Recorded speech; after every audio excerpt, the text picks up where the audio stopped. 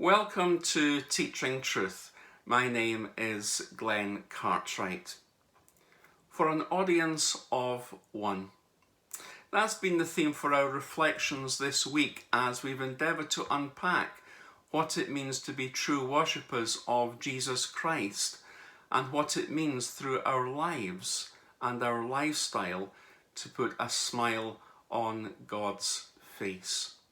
We've been taking some stepping stones across the river of truth to help us in our understanding of worship, and today we come to the fourth and final of those stepping stones, that being the climax of worship.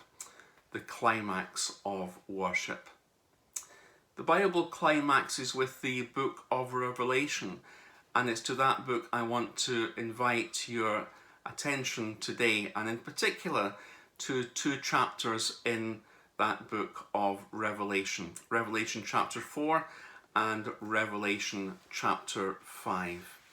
And set within those chapters are these words. Worthy is the Lamb who was slain to receive power and wealth and wisdom and strength and honour and glory and praise. To him who sits on the throne and to the Lamb be praise and honour and glory and power forever and ever.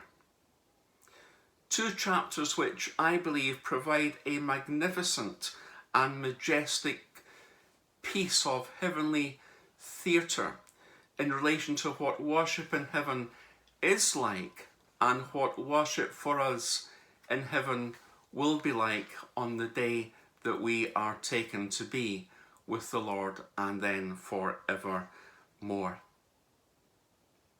The show, as it were, opens when the curtain is raised in heaven itself. We see in these chapters the heavenly throne surrounded by 24 elders seated on their thrones. The theatrical effects are evident, flashes of lightning and peals of thunder.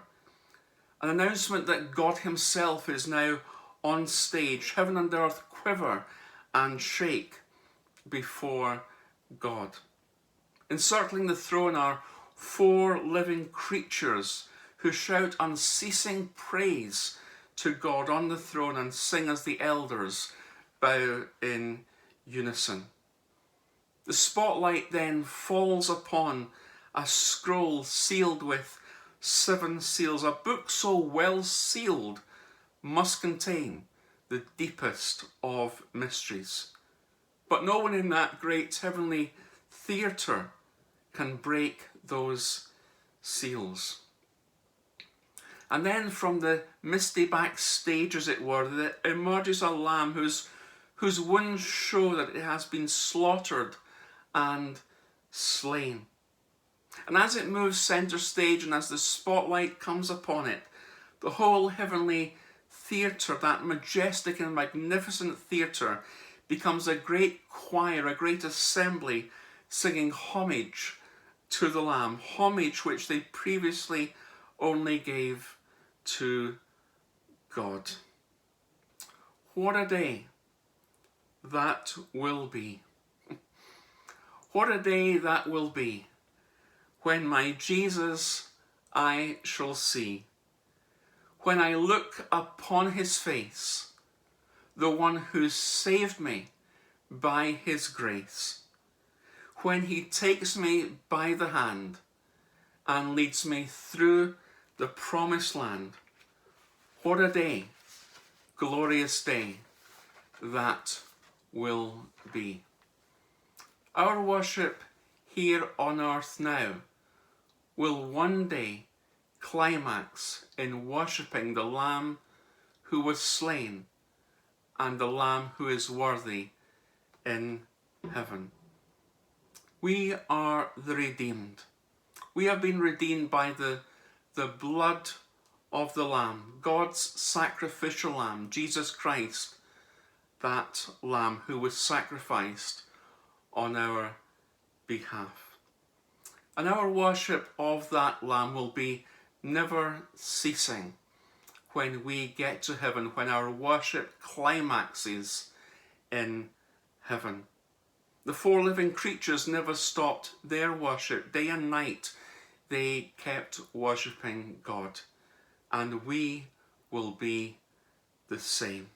We will live in an eternal state of worship and adoration and praise for all that God has done. Heaven will be a great place to worship, to praise, and to celebrate what God has done in our lives.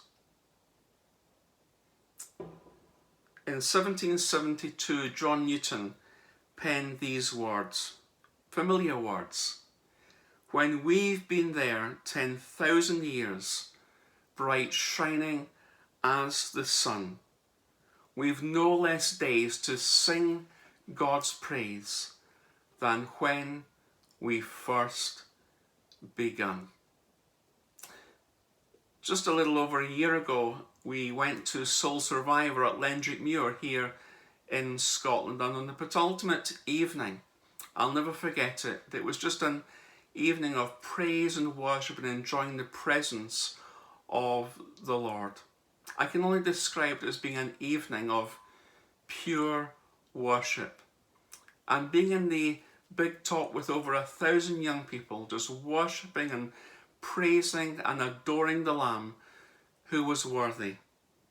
It was a foretaste of what heaven, I believe, will be like. A great heavenly assembly praising and worshipping the Lord, singing and saying to him who sits on the throne and to the Lamb be praise and honour and glory and power forever and ever.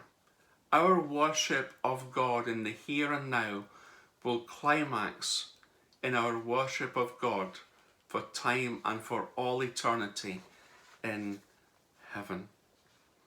Let me finish with this.